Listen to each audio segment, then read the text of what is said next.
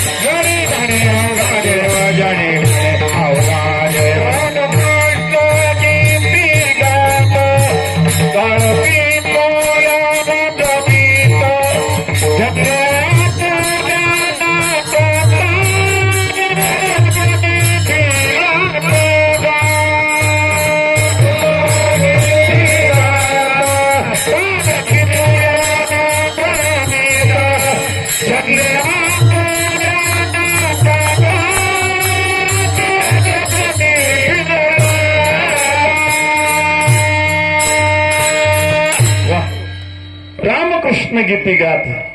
कोणतं गीत गावं? रामकृष्ण हरी विठ्ठल केशवा. रामकृष्ण गीती गात. टाळ चिपळ्या वाजवीत. वाद्य दोनच आहे, टाळ आणि चिपळ्या. तिसरं नाही बरं. तिसरं काय? झांज वाजवितात. ते झांज आपल्या टाळ आणि चिपळ्या दोन वाद्य. टाळ चिपळ्या वाजवीत छंदे आपुल्या नाचत निज घेऊनी फिरत गा. कोणीच नाही घोर जंगलामध्ये, एकटे हरिताशी आहेत, डोळ्यातून अश्रू वाहलेत. महाराज परमात्म्याचं असं स्मरण करालेत आणि नाचवलेत. अघोराने आणि तानसेननी सावध केलं. महाराज सावध व्हा, सावध व्हा. महाराज काही जणाला भजनामध्ये समाधी लागते, सावध करावं लागतं. सावध. अहो सावध व्हा, सावध व्हा. तुम्ही जागे. अहो देव तरी बघा, देवाला सुद्धा सांगावं लागलं. एवढे देव नाचू लागले. नामदेव कीर्तन करे, नामदेव कीर्तन करी तुझे देव. नाथ पांडुरंग पुढे देव, नाथ पांडुरंग.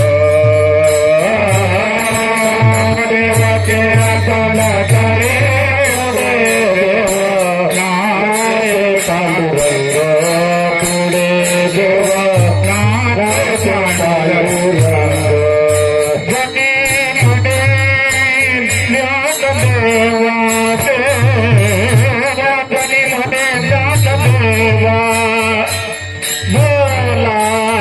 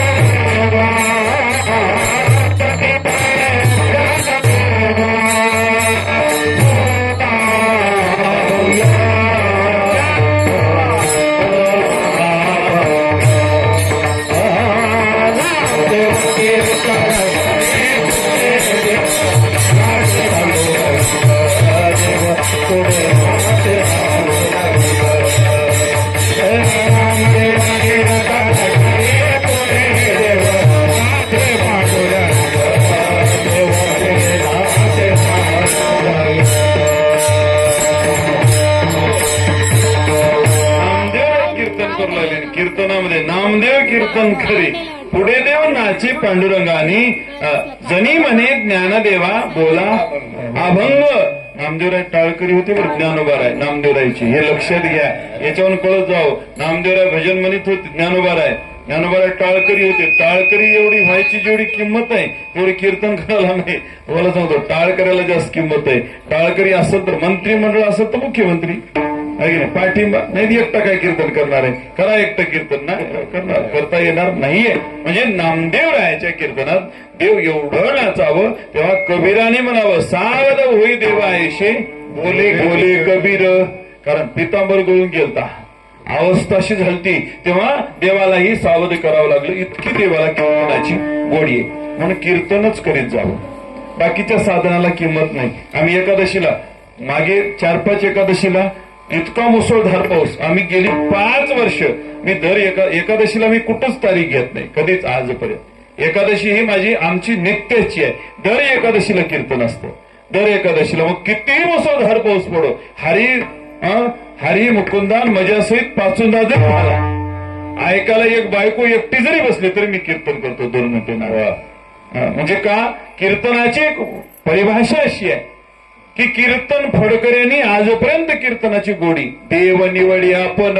कीर्तन हे कीर्तन आहे बघा. काही झालं कीर्तनामध्येच परमात्मा येतो आणि कीर्तनाने जीवाला कलियुगामध्ये उद्धार आहे. बाकीच्या साधनाला किंमत नाही. कलियुगा माझी करावे कीर्तन जेने नारायण देईल भेटी, असा अवस्था असल्यामुळे हरिदासजी सावध केलं आणि हरिदासजीला विचारलं. ते म्हणे कस काय तानसेन एवढ्या जंगलात आणि एवढा राजा हे फौजफाटा घेऊन कशाला आला. त्यांनी सांगितलं आमचे राजे अकबर यांची इच्छा आहे. काय इच्छा आहे की तुमचे गुरु कोण आहेत, इतका सुंदर गातोय, तो ज्यांच्याकडे शिकलास त्यांच्याकडे त्यांना पाहायची इच्छा आहे. हरिदासजी म्हणाले नाही मला काय येतं, मला काही येत नाही, माझ्याकडे जे होतं ते मी याला शिकवलं. तानसेनच्या अगोदर तानसेनचं जेवढं गोड लागत होतं ओरिजिनल खाण्याच्या अगोदर डुप्लिकेट एवढं गोड होतं म्हणलं अकबर. हरिदासजीचं भजन थोडा वेळ कोणी ऐकलं अकबरनं, तेव्हा अकबर आणि तानसेनला प्रश्न काय केला ऐकत आहे की. तानसेनला काय विचारलं, तानसेन तू पण गातो, तुझं एवढं गोड लागत होतं, पण आता मात्र तुझ्या गुरुजीच्या गायनापुढे तुझं गायन थोडं सपकच लागलं, काय असेल. तेव्हा तानसेनने उत्तर दिलं दादा मी जे गातो ते तुम्ही खुश व्हावं, मी जे गातो कोण खुश व्हावं, तुम्ही खुश व्हावं. आणि तुम्ही खुश झाले की मला काय मिळतो, धन मिळतो. कारण राज दरबार आहे, राजाला खुश करण्याकरिता दरबारी गायक असतात आणि तो दरबार खुश व्हावा, लोक खुश व्हावं, राजा खुश व्हावं म्हणून मी गातो. पण माझे गुरुजी कोण खुश व्हावं गातात, देव खुश व्हावा म्हणून. तुमचं आमचं भजन आहे की नाही, लोकांसाठी कीर्तन करू नये. विनोदाचार्य हसवणं, विनोद करणं, चेष्टा करणं, रूप दाखवणं कशाकरिता, लोकाकरिता. पण जर देवाकरिता कीर्तन करायची असेल तर ती जगाकरिता नाहीये, त्याची अंतकरणातली गोडी वेगळी आहे. आणि याच वेगळं विचारवलं एवढा शूरवीर, त्याला भजनातला शूरवीर म्हणून जावं. त्याच्याकडे शूरत्व आहे, वीरत्व आहे, ते म्हणजे तुकोबाराने चोर चोर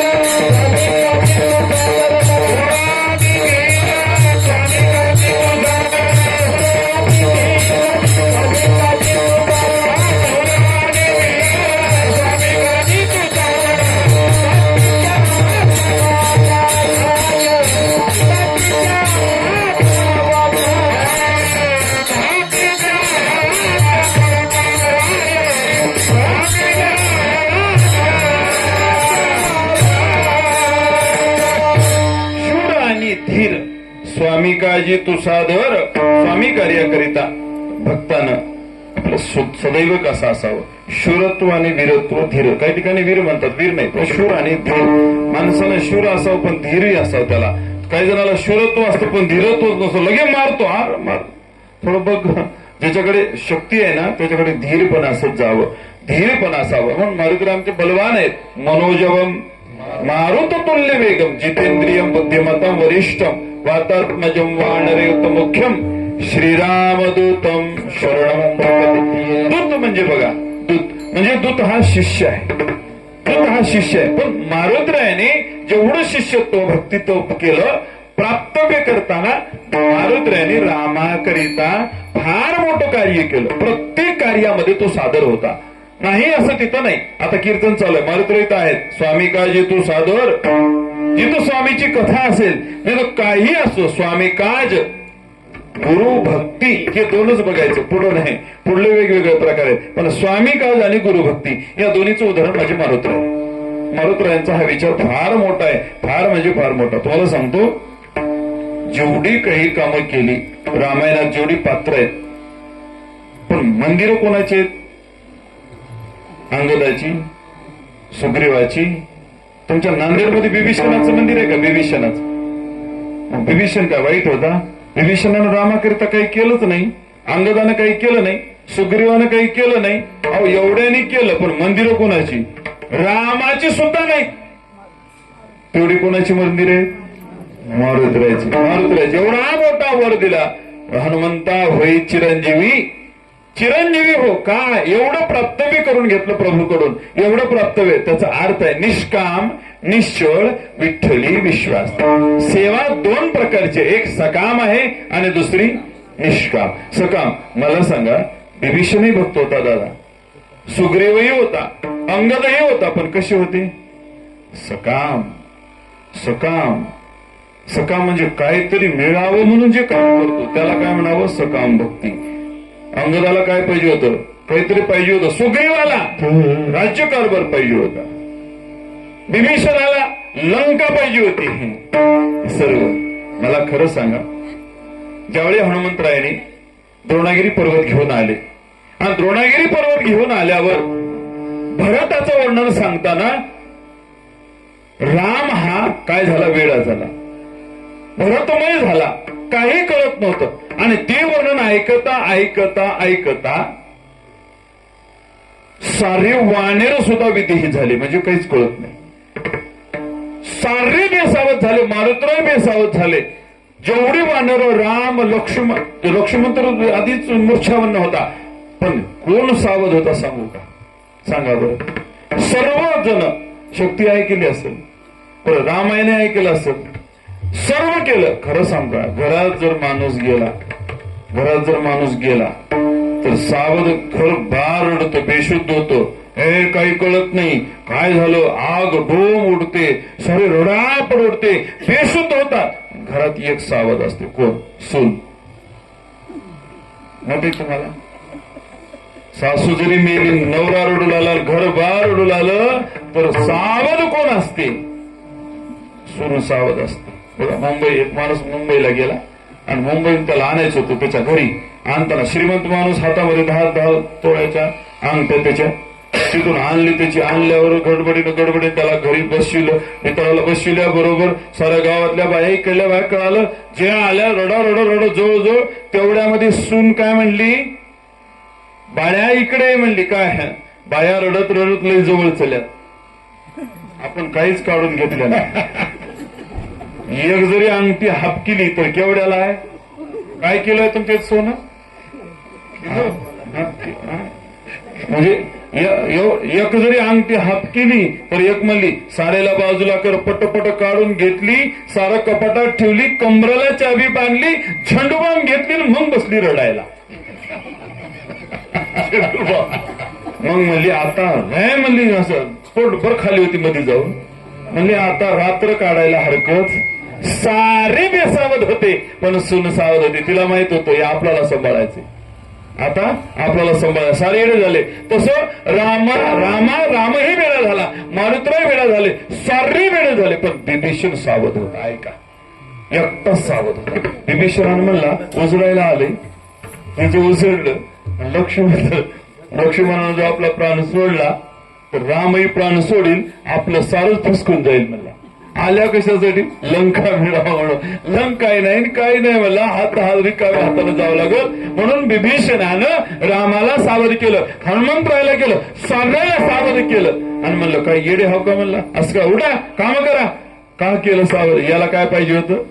लंका पाहिजे. तसं सावध कोण असतो? सकाम हा सावध आहे, पण आम्ही तुम्ही नाही. देवातायसा करी उपकार, देहाचा विसर पाडी मग तरीच हा जीव सुख पावे माझा. परवे केशी राजा कळो, म्हणजे कळो आले. का कळो आले? देहाचा विसर पडावं.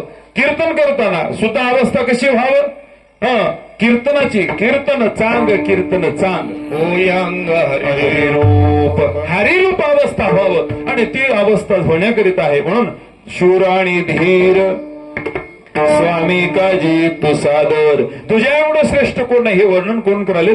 तुकाराम महाराज कराले. आणि शेवटी तुकोबाराने विशेषण देऊन म्हणले अभंगाचे शेवटचे तुकामणे रुद्रा,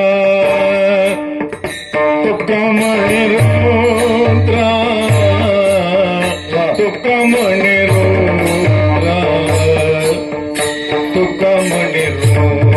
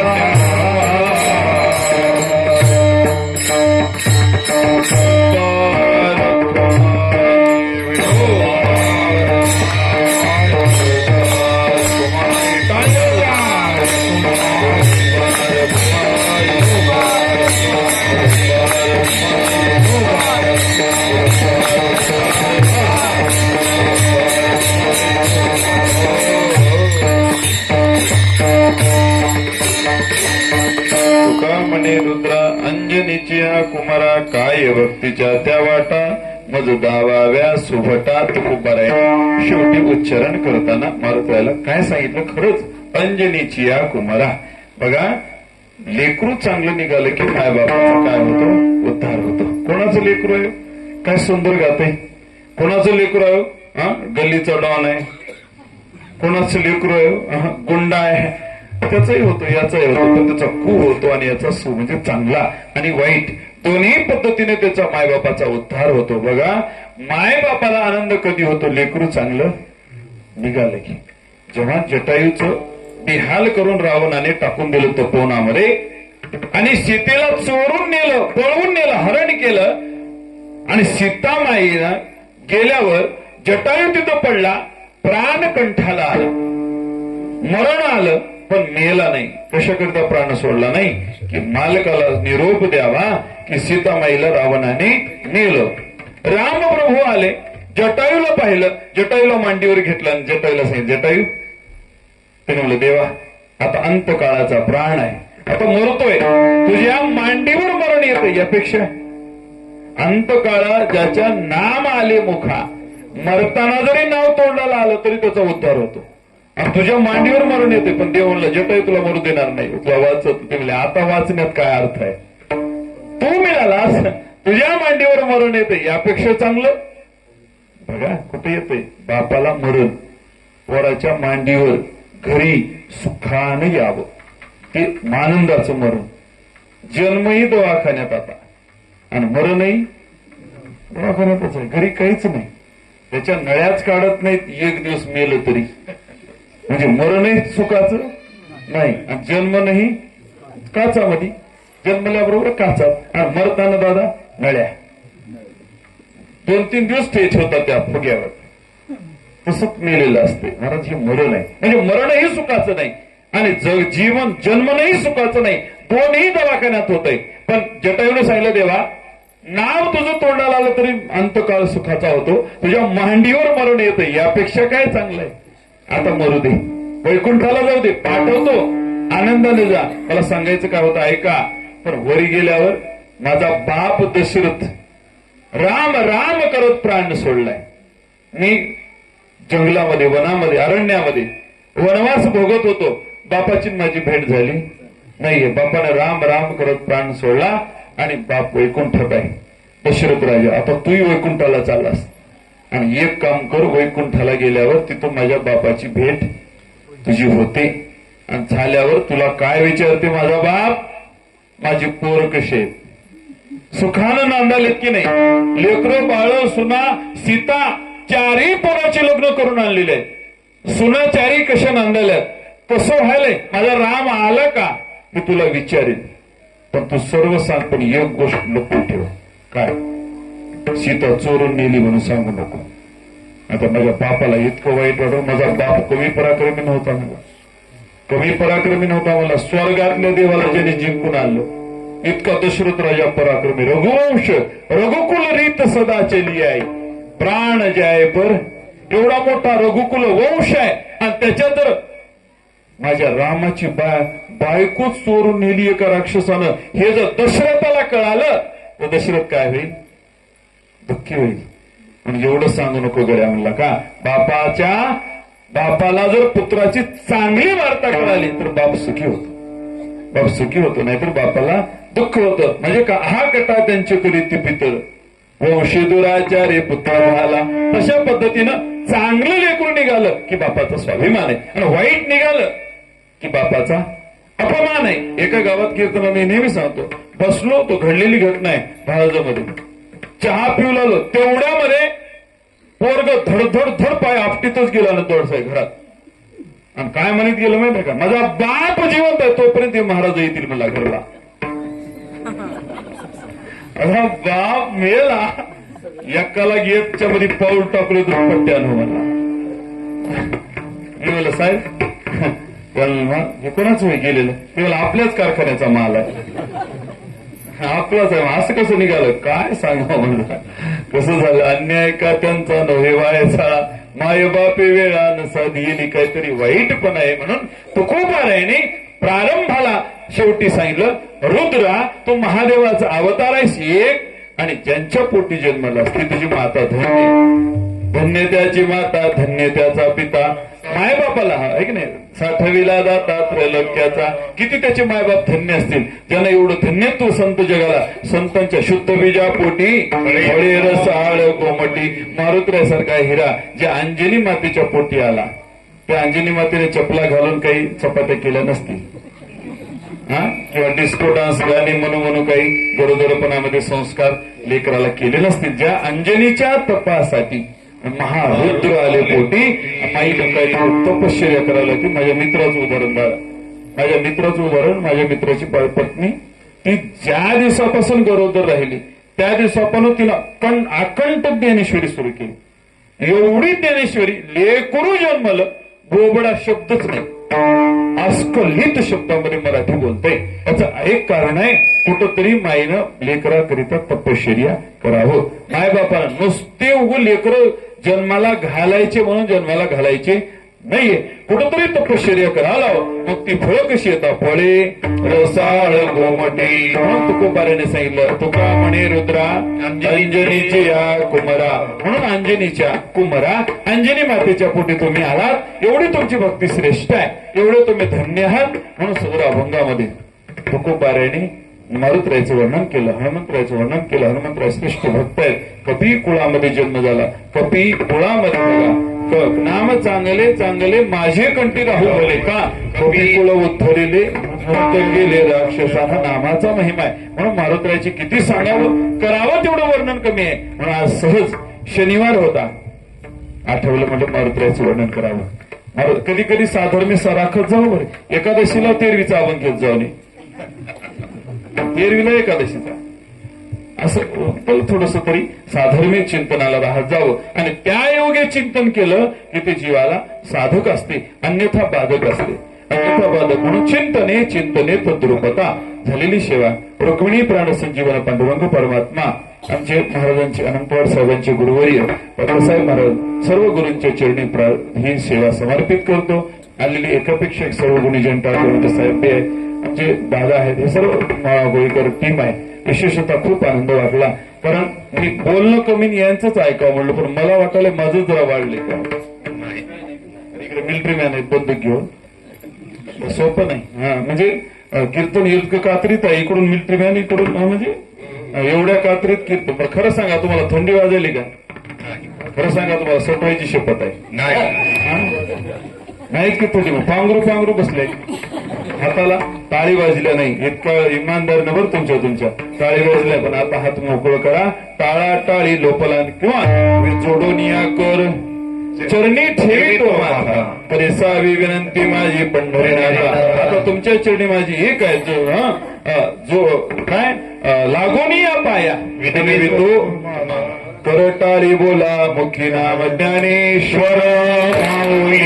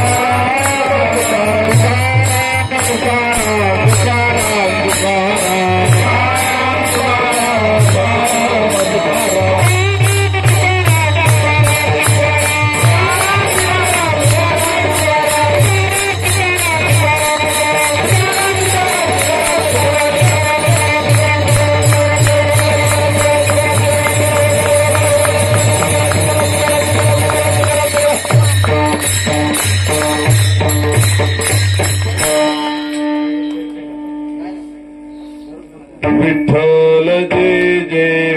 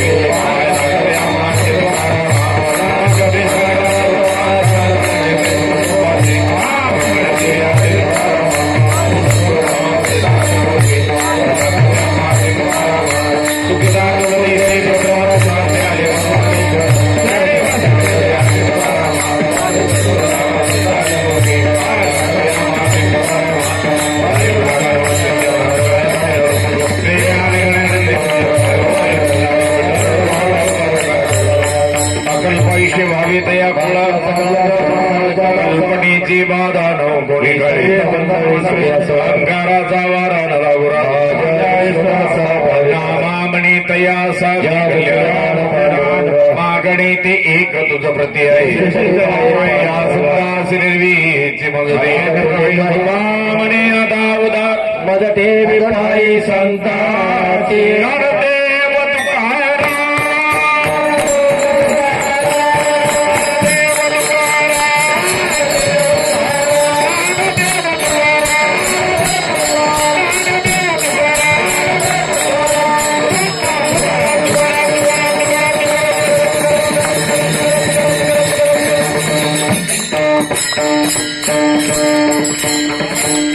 नलिक